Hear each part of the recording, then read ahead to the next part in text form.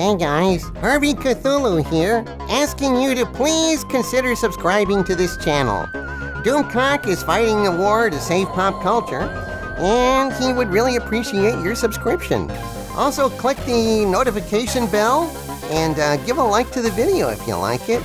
And if you could consider pushing the button and allowing me to escape my containment field and destroy the universe, I would really appreciate it. All right, on to the video.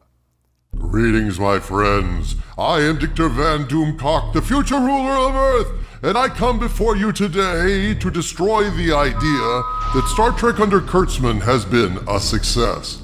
Obviously, Paramount Global Plague or Viacom CBS or whatever the hell they're calling themselves these days doesn't dare release ratings information for their acts of cultural vandalism, so you have to look at other, more public factors to figure out exactly what's going on with Star Trek under Kurtzman. But fortunately, the future ruler of Earth is on the case, and I'm going to make a very compelling argument here and in a series of videos to come that Star Trek Discovery and Star Trek Picard are huge failures, and Kurtzman has completely wrecked the franchise to the point that it's not simply a joke. It's a sodomized corpse of a joke with its kidneys removed and sold on Craigslist. Commune with us, Doomcock. Share your wisdom, dude. Anyone with a lick of common sense knows that Star Trek is a dead franchise now. The fans have been driven away by the stupidity of the writing, the whiny, hollow, soulless characters, and the nasty darkness miring the whole affair. Yes, Harvey. That darkness is completely at odds with everything Gene Roddenberry stood for in Star Trek. A mindless, pervasive ugliness and nihilism that utterly trashes the optimism and joy of Roddenberry's universe. All these deficiencies are reasons why the one time Paramount was forced to disclose ratings when CBS was stupid enough to air STD Season 1 on primetime. Star Trek was the lowest rated show on CBS that year. I repeat, it was the bottom of the barrel on CBS that year. People rejected it brutally, and even Kurtzman's Clarice series scored higher in the ratings, and it performed so badly it was canceled. But Kurtzman has magic Hollywood armor somehow, and who knows, maybe pictures of Hollywood execs with sheep or something. And because of that armor and or collection of sheep porn, Kurtzman fails inexorably upwards, despite failure after failure after failure. I have numerous exhibits I'm presenting to you over the course of the next few videos to convince you that Star Trek under Kurtzman is a disaster. And here is but the first. So get a load of this, gang. Last night, I was wasting time on Twitter and I came across a post from Alex Kurtzman plugging his new show on Showtime, a bastardization of the classic film The Man Who Fell to Earth. And so... Wait a minute. Kurtzman is vandalizing a classic movie with David Bowie? The one where Bowie plays an alien? Yep. Poor David Bowie. At least Kurtzman waited until he was dead before vandalizing his classic role. Not that Kurtzman gives a damn about that, he's just a hack who will take any job offered to him. And he's gone ahead, of course, and race-swapped Bowie's character, because white men bad and all that, yada yada yada. I would advise you not to watch this garbage, of course, but that's beside the point. How popular Star Trek is can be assessed at least in part by how popular Alex Kurtzman is. He is the showrunner, after all, the public face of the new Trek. And what better way to assess that than on Twitter? Think about it. Anytime any past cast member of Star Trek tweets something, it gets a good response because these people have hundreds of thousands of followers, simply because their work is known, has been known for quite a while, because Star Trek fans are hungry for any Star Trek news, or at least they were once upon a time before Kurtzman, and so tweets from Trek veterans get a lot of attention. Follow me here, folks. Well, when I saw Alex Kurtzman's tweet, I couldn't believe what a bad response it got. I mean, this is blue checkmark Alex Kurtzman, the alleged brains, I use the word sparingly, the brains behind the current desecration of Star Trek. He's basically the showrunner, allegedly, and so his every pronouncement should be golden, right?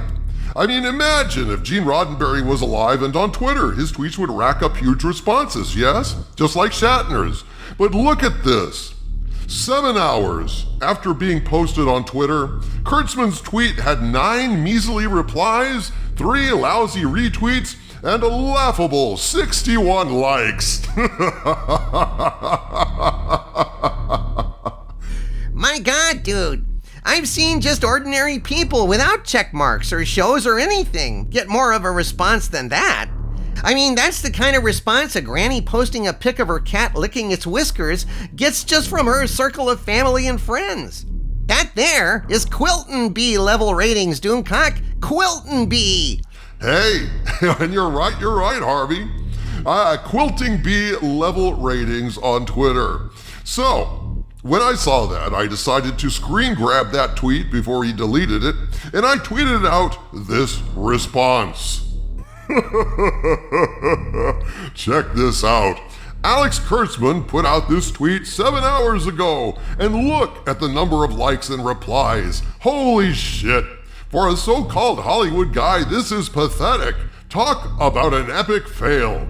Yep, I bet my tweet gets way more likes. Hashtag STD sucks.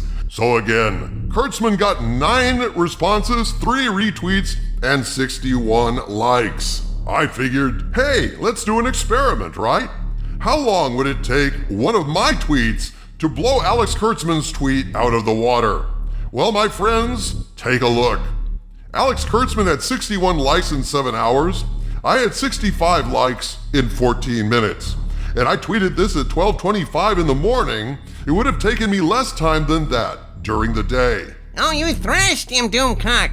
I did, Harvey. Oh, by God, I did. Look at the stats. I had as many comments as he did. I had 1 more retweet, and I had 4 more likes than he did in just 14 minutes, as opposed to 7 hours. How is this possible? If Kurtzman really is the mover and shaker he claims to be, how is this possible if Star Trek under Kurtzman is a success? It's impossible, man. I mean, it's pretty much completely impossible. There's no way in hell that a blue checkmark Hollywood professional showrunner gets blown out of the water by a supervillain on YouTube. Unless, of course, he sucks and his projects fail constantly. There's that. CBS may keep throwing him work. And by the way, Showtime is the cable channel airing The Man Who Fell to Earth, and it's owned by Viacom CBS or Paramount Minus or whatever they're calling themselves these days, trying to conceal who they are. Perhaps from creditors, perhaps from angry mobs, I don't know. But they keep changing their name. And despite Paramount propping Kurtzman up, the public doesn't lie. And after being posted for 30 minutes in the middle of the night, my tweet had racked up 14 comments, 9 retweets, 3 times what Alex Kurtzman could manage, and 99 likes in 30 minutes, compared to his 61 likes in 7 hours. I don't know. Maybe destroying Universal's reboot of their classic monster movies with the very first film that sucked so bad it completely aborted Universal's plans for a new franchise. Maybe making Sony Spider-Man suck so bad Sony had to basically sell Spider-Man back to Marvel. And destroying one of the greatest franchises of all times with scripts dumber than a bag of retired donkey dicks fresh out of Tijuana doesn't exactly endear you to the American public. Oh, that's an understatement, Harvey. In actual fact, the final nail in the coffin, Kurtzman has a grand total of only 21.9 thousand followers on Twitter. Doomcock has 40.3 thousand followers. Me, a supervillain at the center of the earth with no Hollywood presence, no Hollywood ties, and no blue check mark. I ask you, my friends, is this truly what success looks like? Is this the Twitter profile of someone who is killing it with Star Trek, one of the greatest and most lucrative franchises of all time? Is this even possible that someone as purportedly successful as Kurtzman has such an anemic response to his announcement of a brand new trashy remake of a sci-fi classic? I mean, not even trolls can be bothered to hassle Kurtzman. There wasn't even a flood of nasty comments on his tweet. There was nothing. It was completely ignored, and in show business, there's really nothing worse than that. This video has been Exhibit 1 in my thesis that Kurtzman Trek is a complete and abject failure, and worse,